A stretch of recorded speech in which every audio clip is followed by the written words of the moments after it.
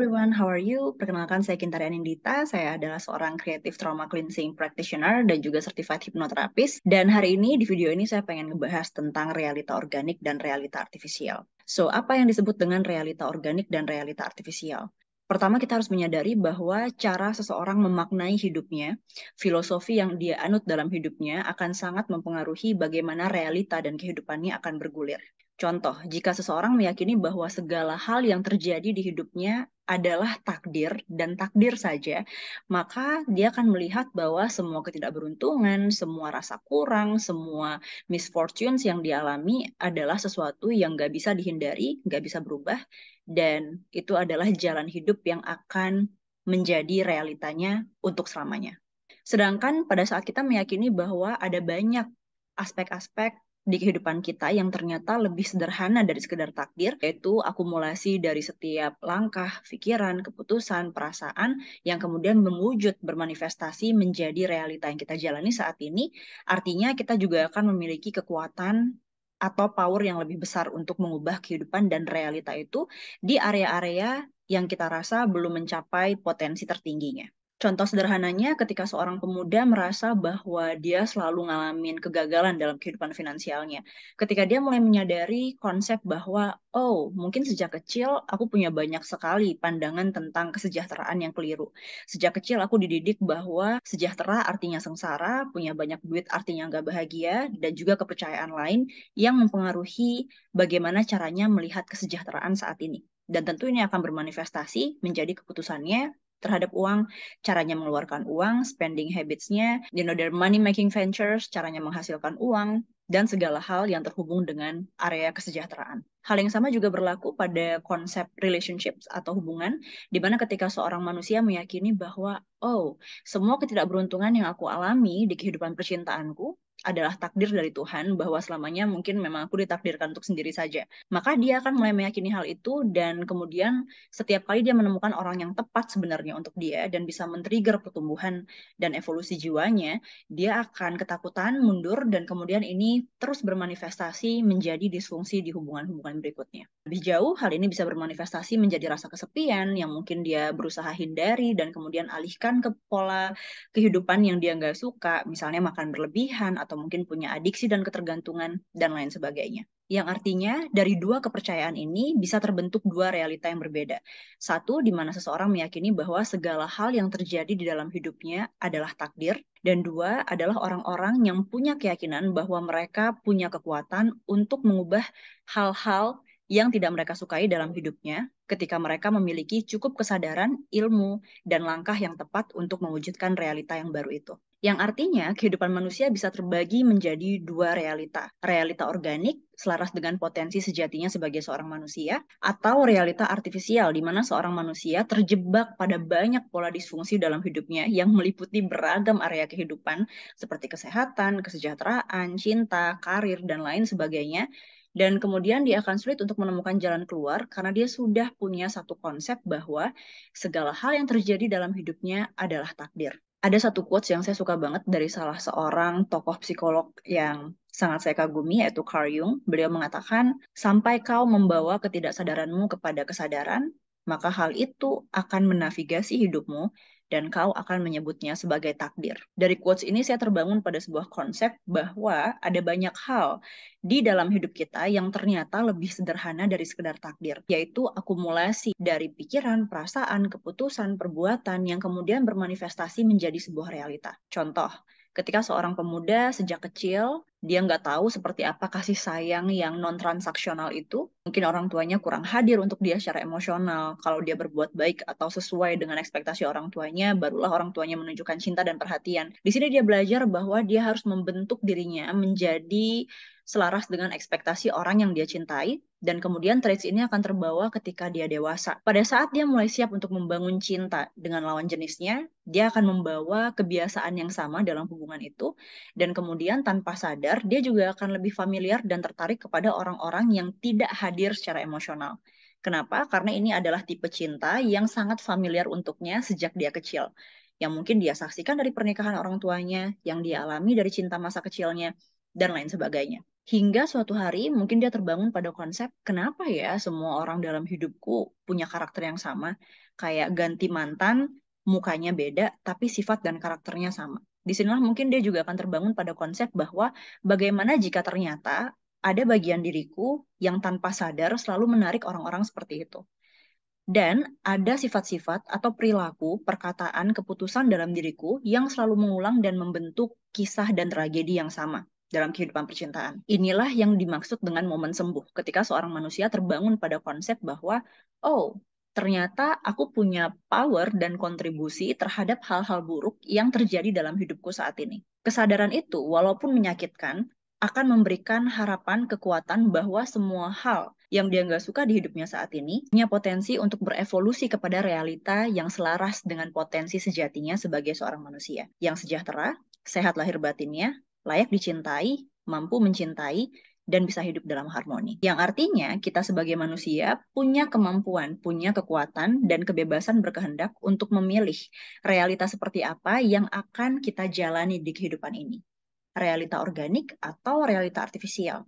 Sekali lagi, realita organik adalah realita yang selaras dengan potensi sejati kita sebagai manusia, sebagaimana yang Tuhan kehendaki saat menciptakan kita pertama kali. Sedangkan realita artifisial adalah realita yang kita jalani sebagai manifestasi dari trauma, programming, semua hal-hal yang kita serap dan kita yakini yang tidak seluruhnya benar atau membawa manfaat untuk kehidupan kita.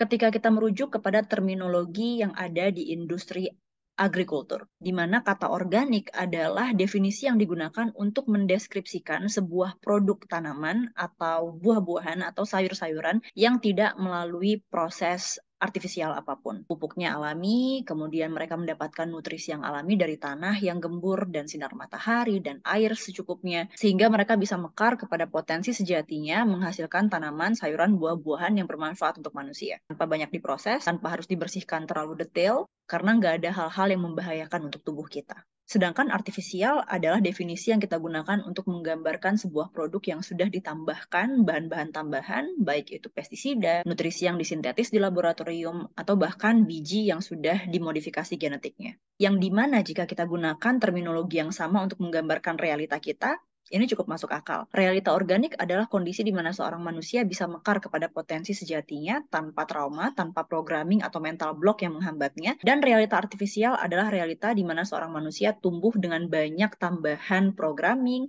trauma, dan juga hal-hal yang tidak selaras dengan potensi sejatinya sebagai seorang manusia. Contoh, seorang pemuda yang ingin mengembangkan karir, tapi dia selalu ngerasa stagnan di mana dia berada dan selalu ngulang ke square one setiap kali ada kesempatan baru yang hadir untuknya. What's going on? Kalau dia ngerasa nggak happy dengan realita yang dia jalani, bisa kita simpulkan dia berada di realita artifisial, di mana dia tidak hidup selaras dengan potensi sejatinya, sulit baginya untuk mewujudkan realita yang di dasar batinnya selalu terasa seperti panggilan. Mungkin setiap kali dia ditawarin sebuah kesempatan baru, dia akan bilang, aku belum siap, aku nggak mampu, gimana kalau nanti aku ngecewain? You see that this is fear-based. Fear-based artinya segala hal, keputusan, perasaan, perilaku, perbuatan, dan langkah yang diambil dalam kehidupannya selalu didasari oleh rasa takut. Di bawah bayang-bayang trauma, programming yang pernah diserapnya, walaupun hal itu tidak membawa kebaikan dan juga progres dalam hidupnya untuk bertumbuh, tapi dia masih menggenggam erat hal itu. Akhirnya, di setiap kesempatan yang datang, networking yang harusnya mekar untuk muncul, semuanya ditolak, ditolak, dan ditolak karena ada bagian dirinya yang belum ngerasa dia layak untuk mendapatkan hal itu. Setiap kali dia pengen menambah langkahnya, selalu ada hambatan. Dan ini adalah tanda bahwa seorang manusia sedang stagnan karena ada banyak hal dalam dirinya yang membebani dan juga menahan kebebasan berekspresi. Dan seringkali ini datang dari trauma, programming, dan juga realita artifisial lainnya yang pernah dia konsumsi di sepanjang kehidupan. Kemudian pada satu waktu katakanlah si pemuda ini mulai belajar tentang kesehatan mental. Dia mulai pergi terapi atau mungkin dia mulai berkontemplasi. Actually, something is wrong with me and I know I can fix that. Ada sesuatu di bawah sadarku yang selalu menahan kebutuhanku untuk berkembang, bereksplorasi, dan berekspresi saat ini, dan aku siap untuk melepasnya. Hanya dengan niat begitu saja, biasanya akan muncul kejernihan dalam diri seorang manusia untuk tahu area mana dalam kehidupan dan dirinya yang perlu dibenahi terlebih dahulu. Contoh, di momen itu dia mulai menyadari bahwa setiap kali ada kesempatan datang, dia selalu menolak. Padahal sebenarnya dia sudah siap. Tapi ternyata pada saat digali lebih dalam, ada banyak rasa takut, yaitu rasa takut untuk bahagia, rasa takut untuk mendapatkan lingkungan yang baru, dan kemudian ditinggalkan oleh lingkungan yang lama. Rasa takut untuk menjadi sukses, rasa takut untuk mewujudkan realita yang selaras dengan potensi sejatinya, karena ini akan memporak-porandakan beliefs atau programming yang dia punya bahwa dia tidak layak akan hal-hal baik dalam hidupnya. You see where this is going? Pada saat dia mulai menyadari bahwa satu-satunya hambatan yang menghalanginya untuk hidup selaras dengan potensi sejati itu adalah dirinya sendiri, maka dia juga akan tahu bagaimana dia bisa memperbaiki hal itu dari langkah-langkah nyata. Contoh, jika pemuda tadi mulai menyadari bahwa ada trauma ketidaklayakan dalam dirinya, yang membuatnya selalu menolak kesempatan yang sebenarnya sudah siap untuk dia terima. Dia akan punya kesempatan untuk memperbaiki hal ini karena dia sudah menyadari dengan mengambil langkah-langkah yang sederhana tapi cukup signifikan. Misalnya, memprioritaskan untuk bangun lebih pagi setiap hari. Apa yang dia lakukan setiap hari pada saat bangun pagi? Mungkin dia mulai belajar untuk berolahraga, mungkin dia mulai belajar untuk meregulasi emosinya di pagi hari dengan menulis jurnal. Mungkin seminggu sekali dia akan meluangkan waktu untuk merawat dirinya sendiri, self-care, atau mungkin pergi ngopi dengan orang-orang yang selama ini bikin dia nervous, atau mungkin menghadiri kelas dan juga mengganti konten-kontennya dengan segala hal yang selaras dengan realita yang ingin dia manifestasikan. Karena bisa jadi apa yang menjadi sumber penderitaannya selama ini adalah adanya bagian diri yang pengen keluar, yang sebenarnya itu adalah bentuk dari blueprint-nya, gift-nya, potensi tertingginya, yang sebenarnya pengen banget bisa membantu manusia di area komunikasi, atau mungkin sebagai public relation.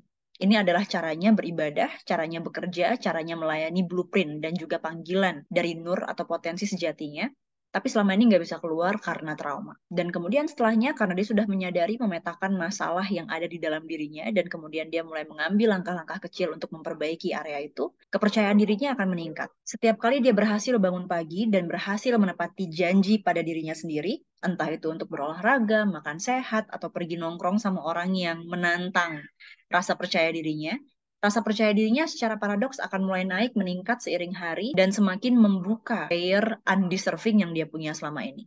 Dia mulai merasa dan meyakini bahwa dia layak mendapatkan hal-hal yang baik dalam hidup, kepercayaan dirinya meningkat, rasa respect dan cinta pada dirinya sendiri mulai meningkat, dan inilah yang kemudian akan bergulir kepada keputusan-keputusan lain dalam hidupnya. Dia akan mulai mahir menetapkan batasan, dia akan mulai bisa memetakan mana orang-orang dalam hidupnya yang layak dipertahankan dan sudah saatnya untuk dilepaskan. Dia juga tahu keputusan apa yang harus diambil untuk menangani sebuah konflik internal yang selama ini selalu mengulang dalam hidupnya. Dan itulah yang akan terjadi dalam kehidupan seorang manusia ketika dia mulai memutuskan untuk hidup di realita organik yang selaras dengan potensi sejatinya, sebagaimana yang Tuhan kehendaki saat menciptakannya pertama kali. Karena sebagaimana semua makhluk diciptakan dengan fungsi dan juga karakternya masing-masing, ketika lingkungan kita persiapkan untuk mengizinkan diri berekspresi sebaik-baiknya, selaras dengan potensi sejati kita, maka semua hal baik akan mengikuti sebagai konsekuensi naturalnya.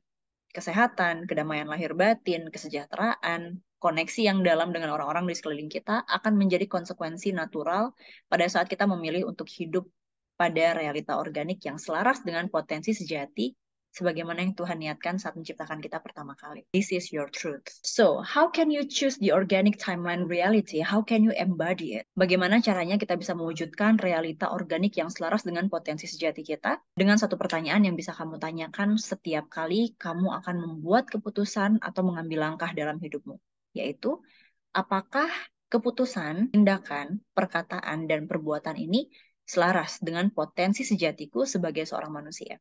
With that being said, kamu juga bisa membuat seluruh jalur saraf di tubuh kamu untuk familiar dengan realita organik itu.